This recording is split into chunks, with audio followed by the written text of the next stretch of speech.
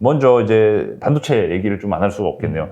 삼성전자도 마찬가지로 작년 지금 컨센서스가 매출액 기준으로 61조 정도 나오고 영업이익은 10조 넘게 나올 예정이라서 각각 16% 이제 30% 이상 연간 성장이 이제 기대되는데요. 이 상황에서 지금 사실 연초에 10만 전자에 물리신 분들이 많이 계시지 않습니까? 또 다른 대장주인 SK 하이닉스 그리고 중소형 반도체주, 장비주 이런 업종들은 좀 어떻게 좀 투자를 해야 될까요? 오늘도 누가 그런 얘기 하시더라고요. 나 삼성전자 96,000원에 사가지고 아, 펜트하우스 그걸 이제 펜트하우스 예, 맞습니다. 96층 펜트하우스죠. 예.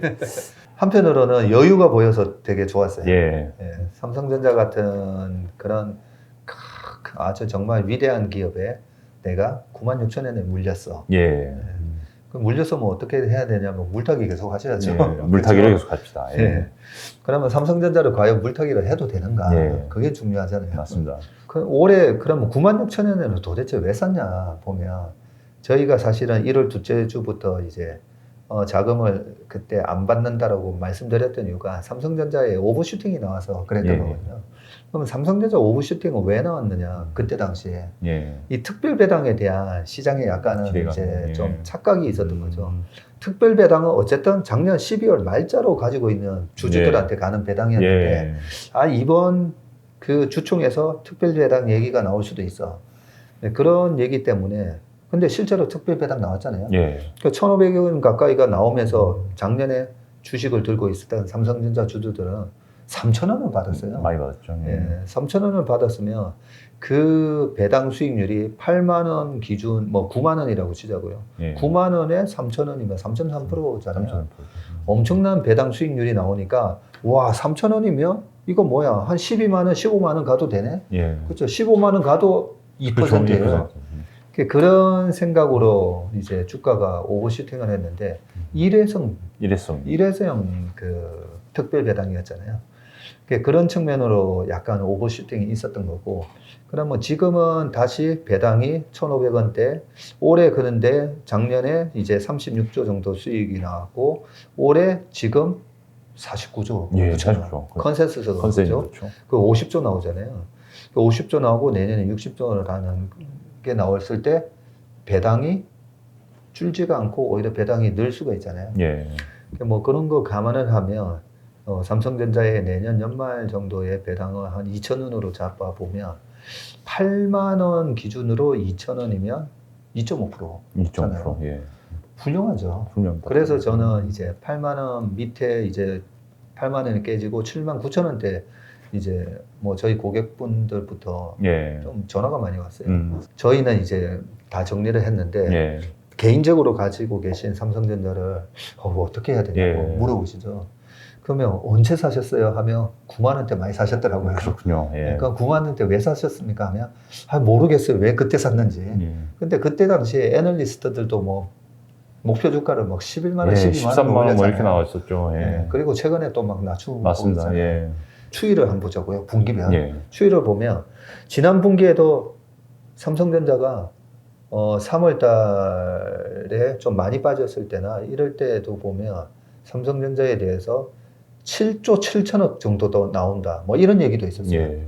8조대가 아니라 7조대에 나올 수 있다. 우리가 예. 회의를 하는데 뭐 예. 그런 얘기도 하더라고요. 그런데 9조 3천억 정도 나왔잖아요. 예. 지금도 이제 EQ가 EQ. 10조 7천억 얼마 뭐 이래 나오거든요. 예. 근데 삼성전자는 항상 이제 톤 다운을 시켜놨다가 실적을 항상 서프라이즈를 내주잖아요. 예.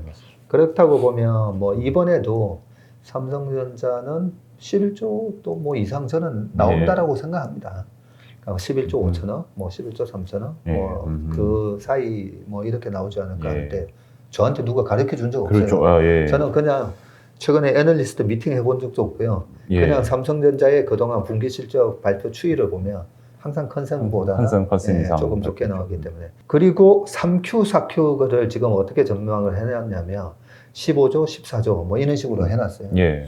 그렇게 해서 올해 전체를 49조 9천억 정도 컨센이 맞습니다. 지금 나오는데 그런 컨센보다도 약간 이제 비트하는 실적이 나온다면 올해 삼성전자의 전체 수익이 이제 50조가 넘어가면서 50조, 예. 네, 그래서 항상 주식은 컨센 대비 좋게 계속 나올 때 주가가 올라가는 예. 거거든요. 그렇다면 저는 내년 1월 달 정도만 되더라도 삼성전자의 주가는 뭐 86,000원 뭐 이상에서 놀고 있지 않을까 예. 뭐 그런 기대를 하기 86,000. 때문에 예, 내년. 그래서 이번에 뭐 8, 9, 10월 달에 이제 조금 우리가 조심해야 되는 장이기 때문에 그런 국면에서 혹시나 뭐 9만 원대 사서 물리신 분들이 예. 있으면 저는 만약에 7만 원대의 기회를 주면 예. 뭐 감사합니다고 뭐 사면 될 것 같아요. 뭐 사실 반도체 장비주, 중소형주는 뭐 종류가 워낙 많아서 뭐 그냥 업 섹터로만 그냥 시클리컬로만 좀 접근을 하면 될까요? 그리고 뭐 그 반도체 장비나 예. 뭐 이런 부분도 오늘 아침에도 저희가 뭐 리노공 같은 거 예, 리노공 오늘 강의 왜 갔죠. 얘기를 했냐면요. 저희가 항상 52주 신고가를 체크하거든요. 예. 52주 신고가를 체크하다 보면 화장품 섹터가 갈 때는 52주 신고가에 화장품 주식들이 5개, 7개 막 나와요. 그리고 바이오가 갈 때도 마찬가지고 예. 반도체가 가든 자동차가 가든 자동차가 최근에 작년 하반기부터 움직일 때는 그 자동차 부품주들이 얼마나 많이 올랐어요. 많이 올랐죠. 예, 거의 PBR 0.2 밑으로 갔던 그런 기업들조차도 막 거의 10배 나는 기업도 있었고요. 예, 그런 식으로 이제 올라가면서 신고가 영역을 보여주거든요. 그래서 오늘 이제 쭉 보는데 신고가가 나는 기업 중에 리노공업이 있더라고요. 예. 예, 훌륭한 위대한 기업이잖아요. 예. 이런 기업들.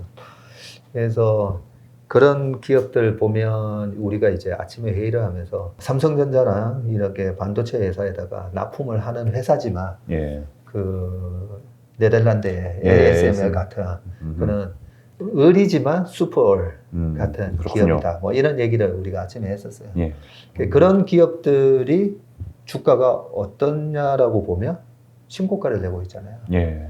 예, 그렇다면 반도체 업황 자체에 대한 그런 비전이 나쁘지 않다라고 예. 생각하고 그 반도체 업황이 돌아서잖아요. 돌아섰을 때 예전에 2차 전지도 마찬가지고 어떤 섹터를 언제 팔아야 되느냐에 대해서 예. 그 힌트를 얻을 수 있는 게 그 업종에서 최고 1, 2등 주식들이 있고 그죠? 예. 그게 2차 전지라고 보는 게 맞아? 그냥 2차 전지에 들어가는 뭐 이런 케이스나 뭐나 이래 뭐 약간 예. 다른 것도 하는데 그런 장비가 2차 전지 장비 맞아? 하는 기업들마저도 50%, 100% 오를 때가 있어요. 예. 예, 그런 기업들이 이제 오를 때가 이제 그 섹터에서 도망 나와야 예. 될 때거든요. 한번 생각해 보세요. 이게 불과 2년 전에는 우리나라 소부장 예, 테마는 맞습니다. 거죠. 그러면 그 소부장 테마가 지금 재작년에 반짝하고 없어졌냐? 라고 보면 진행되고 있어요. 계속 하고 있죠. 그렇죠. 그래서 우리가 일본에서 수입해오던 거 지금 국산화 대체하는 거 그거 다 진행되고 있습니다. 그런 것들을 지금처럼 약간 사람들이 안 쳐다보고 소외받았을 때 그런 기업들은 이런 약간 시장 분위기가 소외됐을 때 저는 뭐 사도 되지 않나 생각합니다.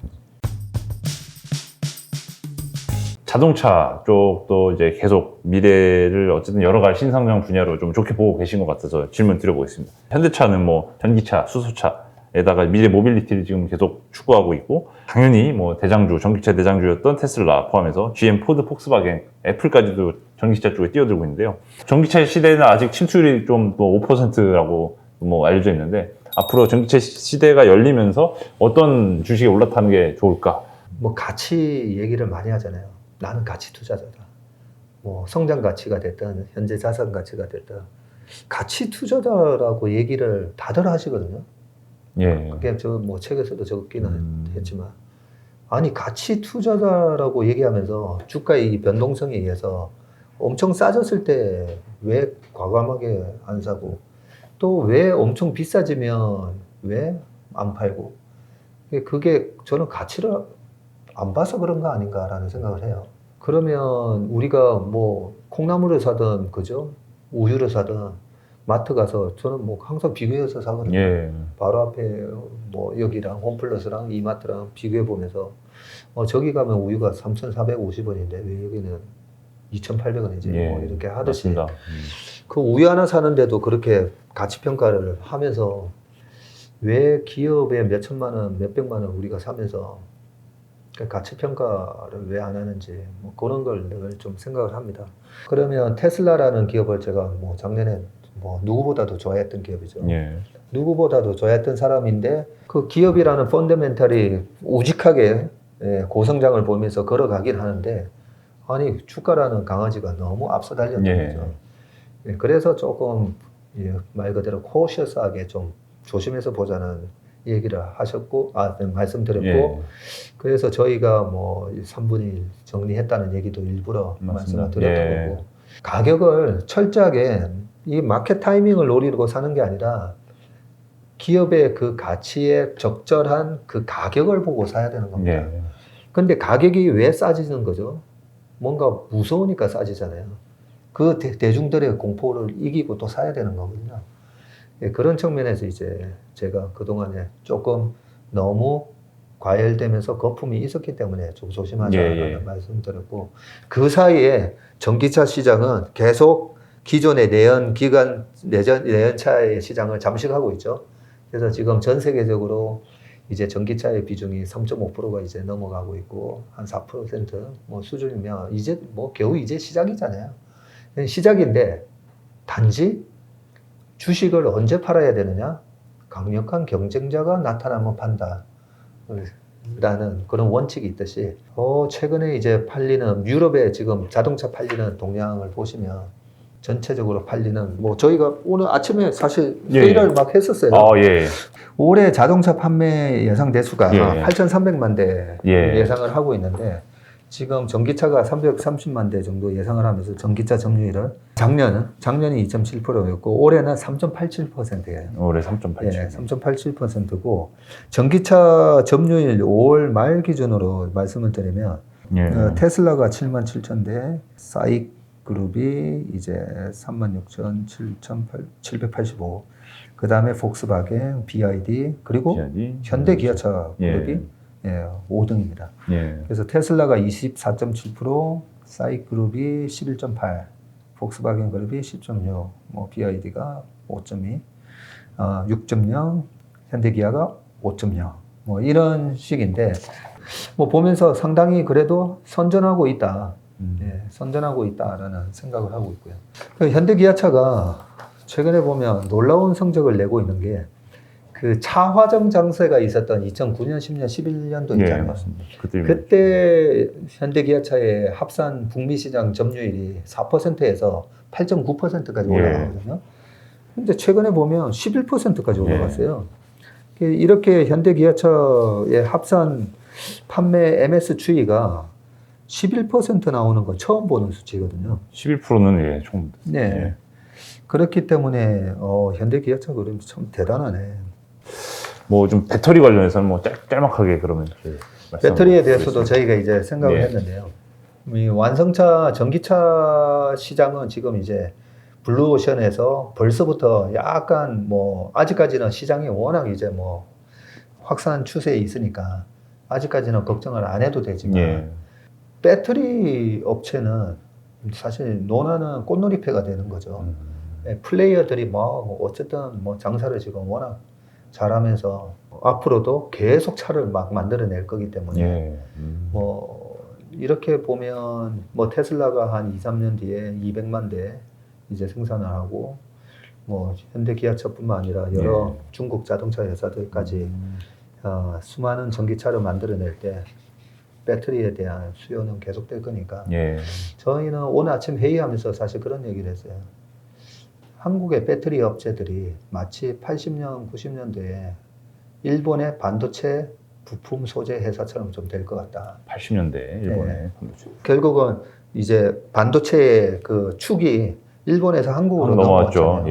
일본에서 한국으로 넘어왔지만 우리가 일본의 반도체 장비, 일본의 반도체 소재를 쓰듯이 여전히 계속 여전히 앞으로 5년, 10년 뒤에 전기차를 누가 뭐 테슬라가 만들던 애플 아이카가 많이 만들던 중국의 뭐 많은 전기차 회사들이 뭘 하든 한국의 2차 전지 소재 그런 기업은 약간의 일본 반도체 부품 소재 회사처럼 될 것 같다. 좀 그런 생각을 하고 있습니다. 소부장, K배터리도 소부장으로 간다. 기술력을 갖춘 일본의 소부장처럼 이제 포지션이 할 것이다 말씀 주셨고요.